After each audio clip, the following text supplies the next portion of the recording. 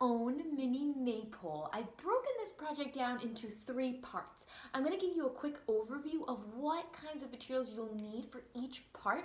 If you want to watch the whole video and just kind of get a handle on what you'll need for the project and then maybe watch it again and do it later, that's cool. Or if you just want to watch part 1, do it, and then fire it up again for part 2.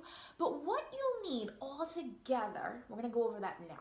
For part 1, I'm calling that the base and the trunk, because a maypole kind of is supposed to represent a tree, and for the trunk or the pole part to stand, it needs a sturdy base that's a bit wider than the pole itself. You can use any kind of cylindrical or cylinder-shaped, can-shaped cup or container.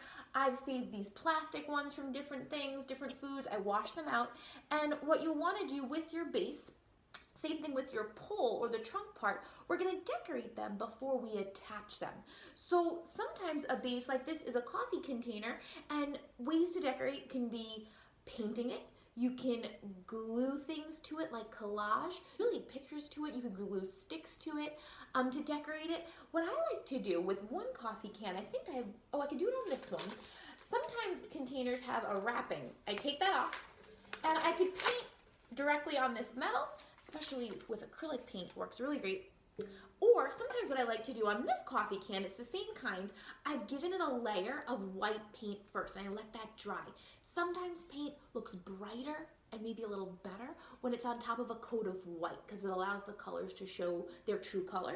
But up to you. So if you're painting, I suggest giving it a coat of white first, letting it dry, and then painting it whatever design you want. For the pole part or the trunk part, a lot of different options to construct that. If you have any empty wrapping paper tubes or paper towel tubes, or even, you kind of have to make it match the size of your container. So if I were to use a toilet paper tube, that in a big container doesn't even extend out. But if I have a collection of a couple that I masking tape together, that can work. Even, I've got a cylinder here from a map that I've kept. That inside of this can totally work as if the proportion feels about right. Now in that base, to weigh it down, now we won't actually be dancing around our mini maypoles, but if you have little toy cars or little animals that you want to parade around, you want this to be pretty sturdy. So you can put rocks in the base, you can put sand in the base, you can put anything to give it a little bit of weight so it stays nice and sturdy. For part 2, I'm calling that the topper and the streamers. In a lot of pictures of maypoles, you'll see the streamers are made of ribbon, but not always. Let's say you didn't have ribbon. Something I came up with, if you have some colored paper or even white paper that you go in color, you can cut it into strips. And I've got some short strips here because what I did with these short little strips, and if you can, I'm gonna hold one up, you can see that they are not wide and they are not too long. These strips of paper, I linked together into a mini paper chain like this. And what we'll end up doing is putting our base, now I think I want to make this a little taller, but for the sake of this little demo, we'll have our base. We're going to put a lid on top of that. Now the lid, this is actually the lid from the coffee can. It doesn't have to be an actual lid. If you've got any cardboard lying around the house, like I bet you might have a box or two, you can trace a circle on a piece of that cardboard, trace it, have an adult help you cut it out so that you have a circle. You can use that as a circle on top of your pole. You can use a little paper plate as a circle on top of your pole. I do have some colors of ribbon, so what we'll end up doing in part 2 is attaching the ribbon to the topper. And the final part, part 3, the decoration of the flowers. That usually goes right on top of the topper. You can use real flowers if it's okay with adults at home that you do a little flower picking in your yard or your garden. That works. They won't last forever, but it might be neat to use real flowers. You might have some fake flowers that have been lying around. Again, ask if it's okay to use them. I'm also going to show you how to make paper flowers because I don't really have a lot of fake flowers or real flowers, so I'm going to have to make my own. And we can do that with just paper and some coloring tools and a little tape and glue. Tape and glue are going to come in handy for this project, as well as a pair of scissors.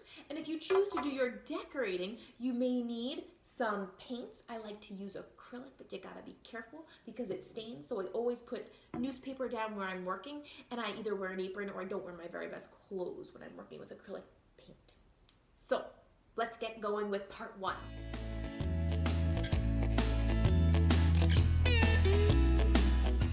First, I figured out that I would need a toilet paper tube and a paper towel tube to create the perfect size pole for my maypole.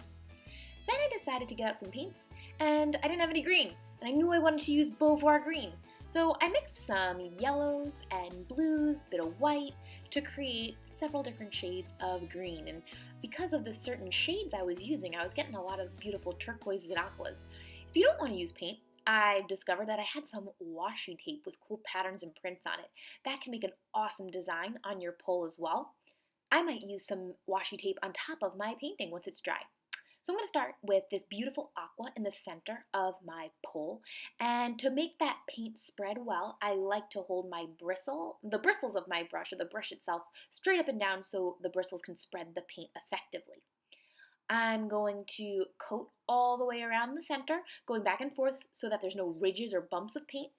And then I'm going to continue, and I might do some, dark green at the tip, fading into that aqua, and then maybe I'll do a lighter green at the opposite end. Boy, am I glad I put newspaper down. Time to decorate the base. Now this base I had primed white, let it dry, and I'm going to go in with my different greens and do different patterns all the way around, row after row. You can paint a scene, you can paint whatever you like, but sometimes just doing patterns is really fun. So I'm going around, I'm starting at the kind of the top edge of my container, and I'm going to work my way all the way around. And a cool thing that you can do is once the paint is dry, you can go over it with a darker color or a lighter color for more detail. But I'm just going to keep going around and around on my coffee can with my acrylic paint until I'm happy with the decoration.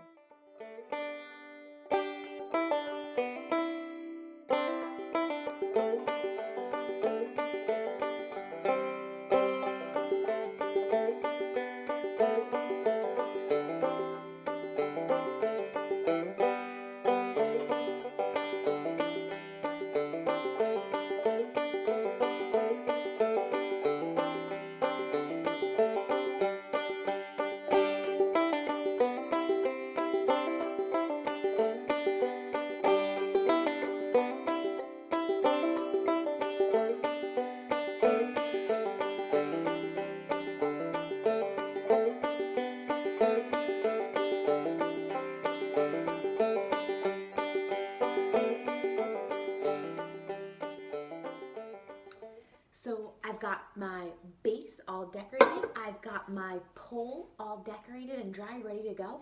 How you attach the two is up to you. You could just turn your container over and glue it right there. You can have it go with the opening up. You can fill it with something.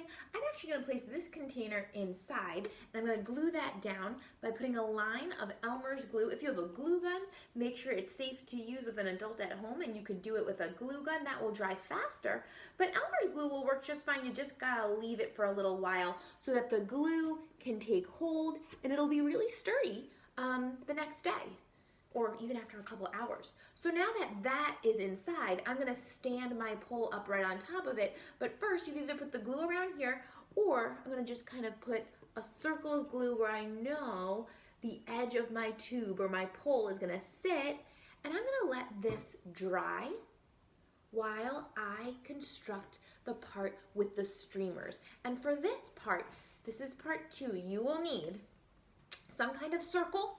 It could be a cardboard circle, it could be a lid of something. I'm choosing to use a slightly smaller lid than the lid that actually came from this can. This we're gonna use for part 2.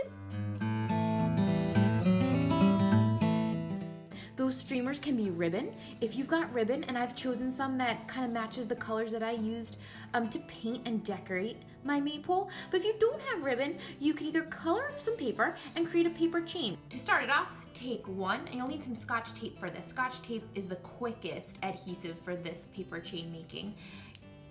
Put 2 ends together so they overlap. You just need a teeny piece of tape.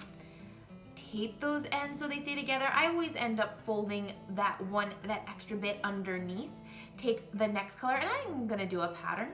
I'm gonna put it through loop it one bit, overlapping a little bit on top, a little bit more of tape, and you really don't need much.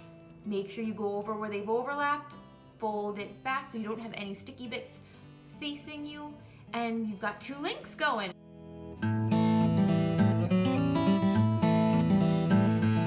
To attach the paper chains, one thing that I like to do is take one more strip of paper, feed it through the last loop in the chain, and I'm gonna close it up and tape it together, leaving some paper extending past, and that's what's actually gonna get attached to the lid. So put some tape to create that connection, and this part I'm going to get some more tape, and you could do it with glue as well, and just put this down across it, maybe an extra piece for extra security, and this way the chain is attached. And so I've got one on one side, and I want to keep this balanced. So I'm going to take another paper chain that I've made of about the same length. If it's not exactly the same length, you can always do some adjustments. And I'm going to do the same thing by taking a loop with a little bit left extending to attach to the lid. And then I'll attach my ribbons. And with the ribbons, you can attach them by gluing them. Glue works great on fabric, a little bit better than tape. I'm gonna put that on, tape on my other paper chain, and I might have one more coming off of there, one more coming off of there, or maybe I'll take one of my ribbons and I'll make sure to be in about the middle, and I'm going to put a line of glue, and you could paint this lid, but most of it will be covered by ribbons by the time we're done with it. So I've left mine unpainted. I'm gonna put that down, and that goes across. I'm gonna take another ribbon, and I'm gonna crisscross that with a line of glue first that goes edge to edge, and another ribbon going about the center so that equal lengths will hang off over each side. Oh, I've got another one. Let's see. I'm gonna do a line of glue first. And again, because this is Elmer's, it'll take a few hours for it to dry completely, but once it is completely dry, it will be nice and strong. Just pressing it, and it's okay that a little bit of glue went over the edges. I've got some more paper chain that I'll add to this side and the opposite side. I'm gonna let this dry for a little bit before I attach it to my pole. All right, friends, we are ready to attach our topper with streamers. The glue has dried. It's ready to be glued to the top of our pole, and this is all dry and sturdy now. And we've got Robert here who's curious. Yeah, I really want to see how this all comes together. It's looking great. So, all I'm gonna do, you can put the glue on the topper, you can put the glue on the edge of the pole that you have. I'm going to a little bit around there. A little bit around there, and we'll stick, making sure the streamers fall along either side. We're gonna do the flowers for the top. If you have real flowers, fake flowers already good to go, you can go right ahead and glue them on the top that you've just put on. Or if you'd like to learn how to make paper flowers, stay tuned for my next video where we create paper flowers.